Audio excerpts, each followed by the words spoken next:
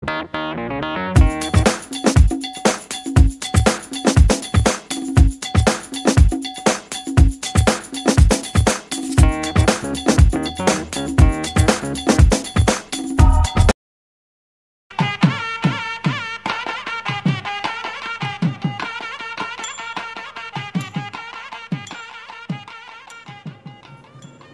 முழுவதும் உள்ள பக்திபிளானட்.com நேயர்களுக்கு வணக்கம்.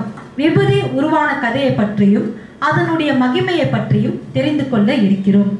பர்ணதன் என்பவர் சிவனை நினைத்து கடும் தவம் இருந்தார்.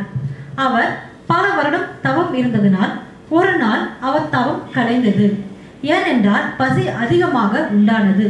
கண்ணை திறந்து பார்த்தபொழுது தன் அருகில் சிங்கம், புலி, யானை, பறவைகள் என்று காவல் காத்து கொண்டு இருப்பதைக் கண்டு ஆச்சரியமும் மகிழ்ச்சியும் அடைந்தார்.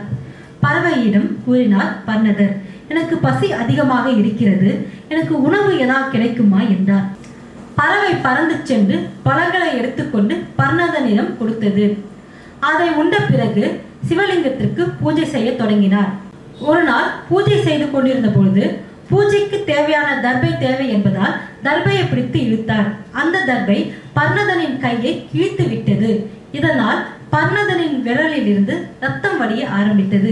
ஐயோ, ரத்தம் வடிகிறதே என்று பர்ணதன் அலறினார். அந்த அலறல் சத்தத்தை கேட்ட அங்கிருந்த வேடன் ஓடி வந்து, என்ன ஆச்சு, ஏன் இப்படி கத்துகிறாய் என்று கூறிக்கொண்டே, ரத்தம் வடிகிறதா என்று ரத்தம் வடியும் இடத்தை தொட்டார். அடுத்த நிமிடமே ரத்தம் நின்று விபூதியாக கொட்டத் தொடங்கியது. இதை கண்ட பர்ணதன் ஆச்சரியமடைந்தார். வந்திருப்பது சாதாரண வேடன் அல்ல, என் அப்பன் ஈசன் என்பதை உணர்ந்தார். ஈசனே, எனக்கு நீங்கள் காட்சி கொடுங்கள், இத்தனை நாள் தவம் செய்தேன், இன்றுதான் அதற்கு பலன் கிடைத்தது என்று மகிழ்ச்சி பொங்க பேசினார். ஈசனும் காட்சி கொடுத்தார் பர்ணதனுக்கு. பர்ணதா, உன்னால் விபூதி உருவானது, ஆகவே நீ அதற்கு தேவனாக இருந்து மக்களை காப்பாய் என்றார் ஈசன். விபூதி யார் அணுகிறார்களோ அவர்களுக்கு சிவனின் ஆசி பரிபூர்ணமாக கிடைக்கும். அத்துடன் பர்ணதன் என்றும் நமக்கு துணை இருந்து நம்மை காப்பார்.